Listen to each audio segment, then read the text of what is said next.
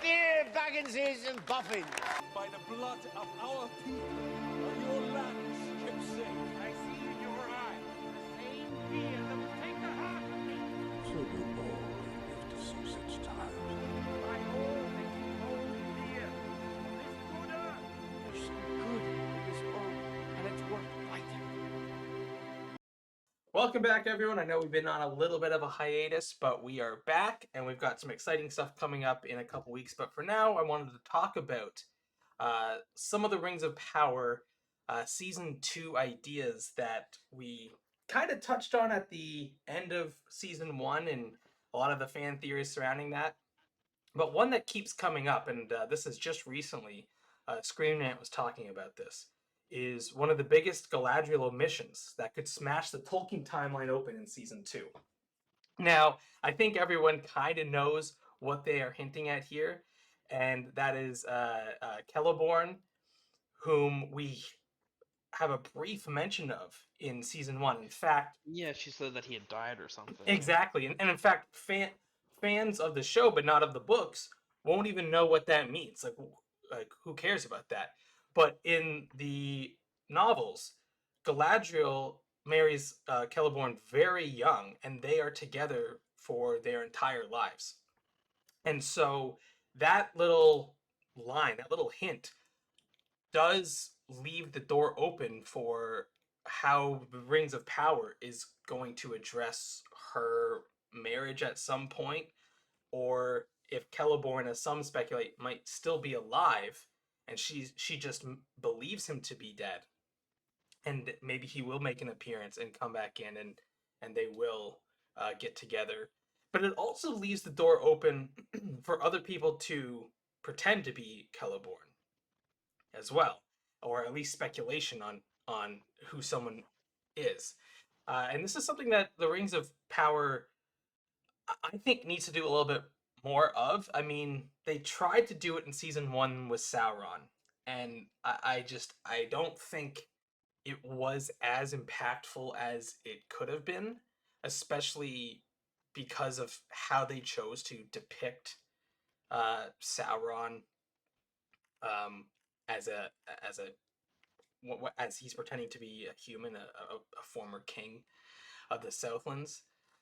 So I just feel like if they're gonna do more of this who's who type of storytelling, they really need to lean into it and make people guess, because everyone and their grandma knew who Sauron was. Yeah, everyone figured that one out. But I do wonder if maybe you're just binging in one sitting. Do you think you would get that as quickly as everyone who had a week to mull it over? Yeah, you bring up a good point, because we, like, as we're watching it, as we watched it live, we would watch the episode a couple times, and then you'd have time to think. You'd watch the preview for the next episode. You're right. There might have been, and I mean that led to some people with some crazy theories, right? Like, I was hoping it wasn't. I was hoping he wasn't Sauron, but even I could see the heavy hints at who this person was. But yeah, if you're binging it, maybe you just don't have time to think about it, and then when the reveal happens, it is a bit of a twist. And then I guess that, like, is that good? Like, do you want them writing the story for bingers or not? Because ultimately with streaming, like, binging it's gonna happen.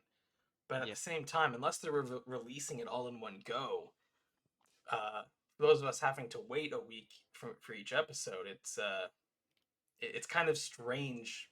It just felt like strange storytelling to me. Anyway, yeah, I guess I'm with all the changes in the show from what we know of Galadriel.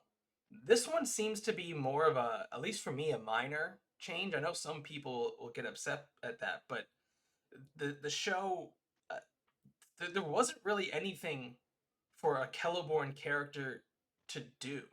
You know what I mean? Like, No, he just gets in the way of the relationship between Sauron and Galadriel. Yeah. So like there really wasn't. I mean, obviously with him in it, you have to change a whole bunch, and so I wasn't.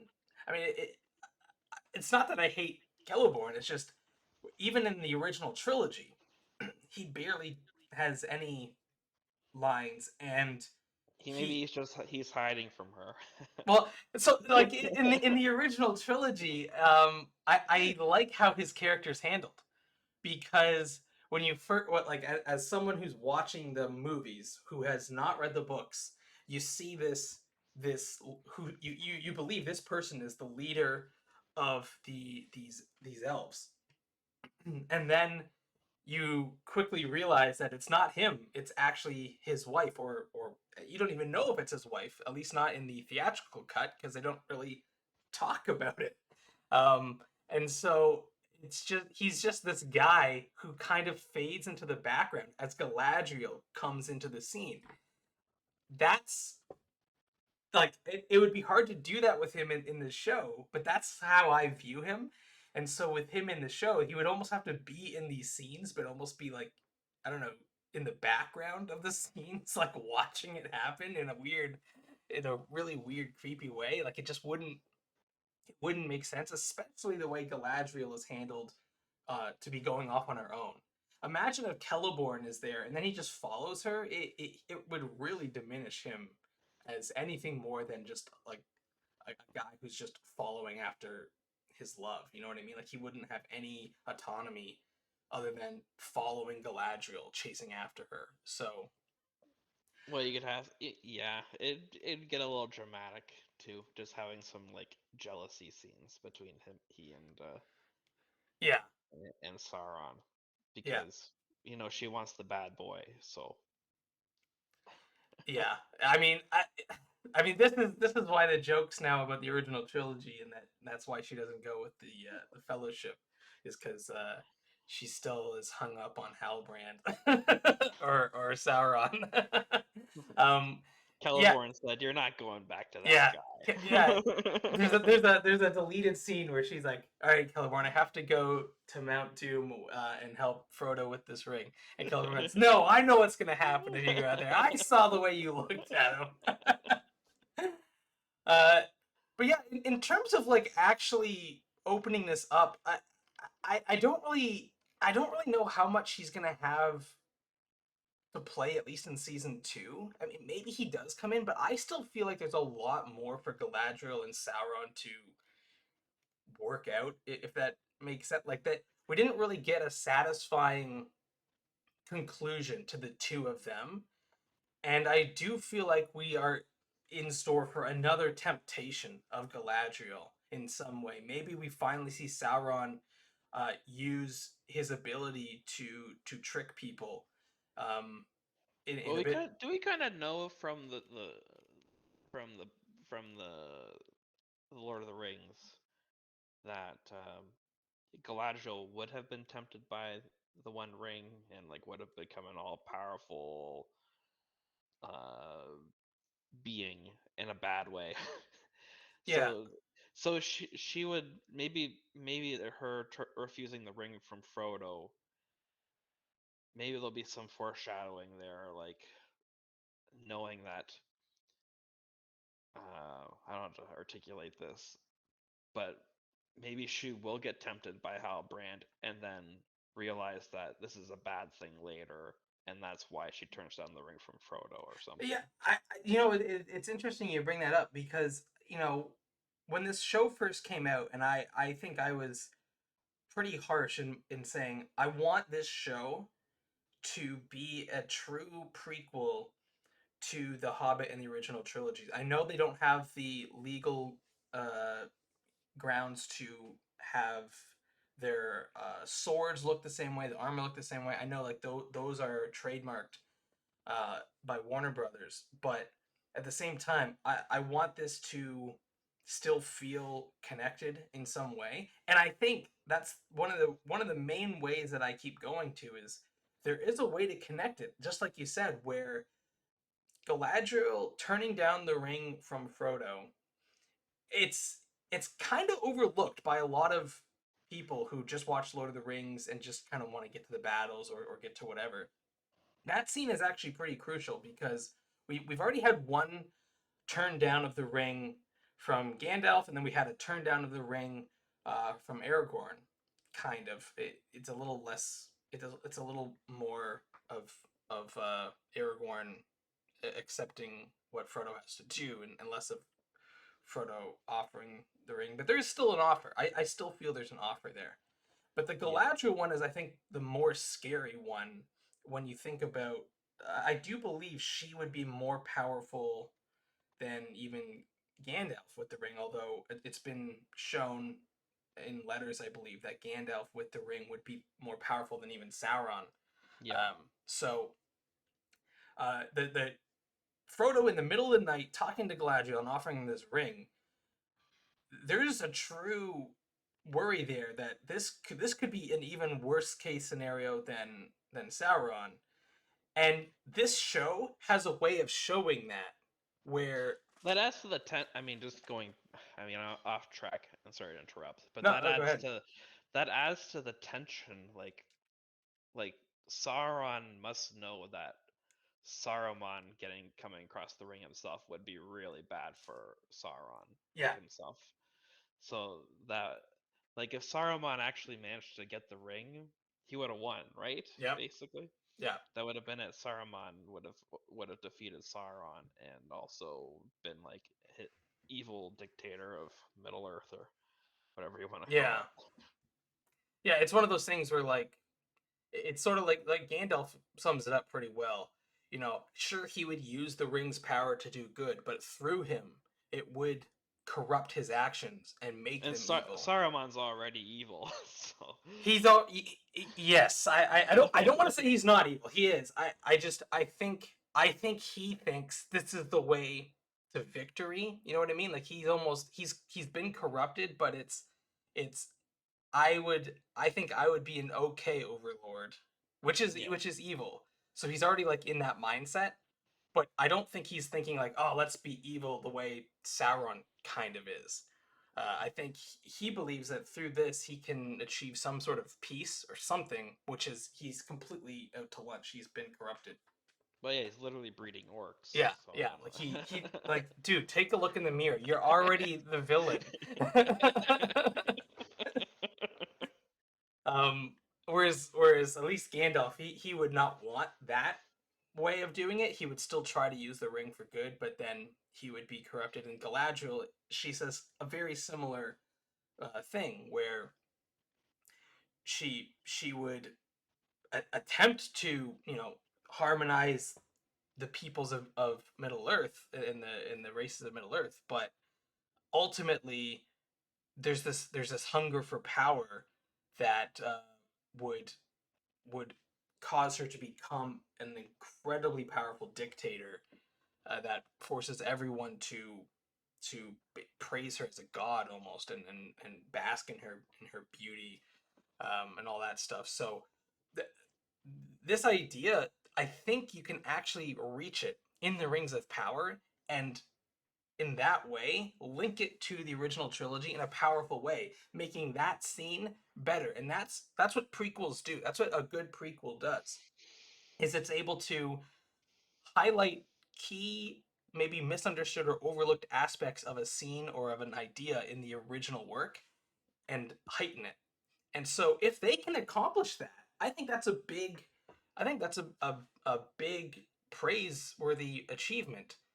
Whether or not they will go down that route, I don't know. Adar could have been a good stepping stone to that, because here we have potentially an elf that is kind of corrupted, but then there's still some, for lack of a better word, humanity left in him, where his goal is more to try to remove the suffering that his fellow orc peoples are having. He's not out there looking for world domination. He's more trying to help the orcs. And I think with him gone, it's gonna be I know they're gonna replace the actor, I just don't know how much that character's going to get now, just because they've replaced the actor. I do think he was a great addition. Uh, it's one of the things that I think the Rings of Power did well. I've seen a lot of people hate on Rings of Power, but most That's of them liked true. Adam. The villain Adar is a pretty good villain. Yeah. And it's because there is that there's a point where you can agree with him on certain things in terms of he's looking after orcs. You can sympathize with that. Maybe the means in which he goes about it aren't proper, and you And can I mean, he's disagree. still killing a lot of people, Exactly. and like sacrificed. He made oh, what's the old guy's name? Oh yeah. Oh, what the guy that I wanted to be Sauron. Forget when we rewatch it, we'll Oh, learn its name. Waldrig, That's right? it. Yeah. Waldrig. He makes Waldrig kill. Some captives, or the guy that says Like pointy ears or something like that. Yeah. I called Theo Bran. Yeah. Theo's friend. What's this? He had a name too. Rowan. I remember Yeah. that. Yeah. Basically, he makes him he makes him kill another human just so that he can prove himself, type of thing. Yeah. But yeah, like I think that character is going down the line of what I'm hoping Galadriel's character ultimately goes down the line for, which is showing to her and making her decide on the power to change the world for the better in her mind, but still the power to do that, and what it would end up turning her into, and having her face those tough choices. Because then we would have I would think the scene in the original trilogy would actually be a tad bit better, knowing she has faced this choice before, but not fully realizing it at the time, maybe. And now she's got another opportunity. Here's this ring. I don't even have to deal with Sauron. I can just have the ring. And she turns it down again. And that would make that choice. It would just be a more intense scene, especially if you watch it in order like that. So that's my hope with how they are able to bridge that divide. As far as Celeborn goes, I'm not really sure how his character fits in. We don't really have a space for him yet. We would need Galadriel to settle down a little bit more in terms of she's all over the place right now, and I don't even know what she's gonna be up to. But she's already been told to go away once, um, by the elves, and then she jumps off the ship and swims back. Yeah. Now she's back there. She's helped Sauron build these rings. Like, at some point, is she gonna be expelled by these elves? Like, so I don't know exactly what she has in store for her, but she's not in a stable spot right now for Celeborn to come in and fill this kind of void for her. So I'm not too concerned with him yet. If he's still alive, I think it's a nice little Easter egg for the fans of the books to have him show up at some point and have them start a relationship. But I'm not too concerned with him, and I know some people are going to be upset with that. But I just think the way the show's progressing, Galadriel herself has a lot going on. She doesn't need kind of Celeborn involved yet. And her daughter. That's also mentioned in the article. That's right. That's right. So again, like, I just don't know. Uh, Who ends up with Elrond, right? yes. So I don't know if we need that just yet. I mean, Elrond's got his own thing going on too. He doesn't have time to be dating Galadriel's daughter, which I know it's gonna seem creepy from an outside perspective, but the elves are really old. That's just how that's how their race works, and so it's not that weird. The age differences don't mean that much when you are immortal. So Yeah. so like that's I think eventually, maybe in seasons. This is supposed to go 5 seasons, so maybe season 4 and 5 we can start to have more of that. I just don't think we have time for that right now. Just with what everyone's got going on in their current progression. I regret to announce this is the end. I bid you all a very fond farewell.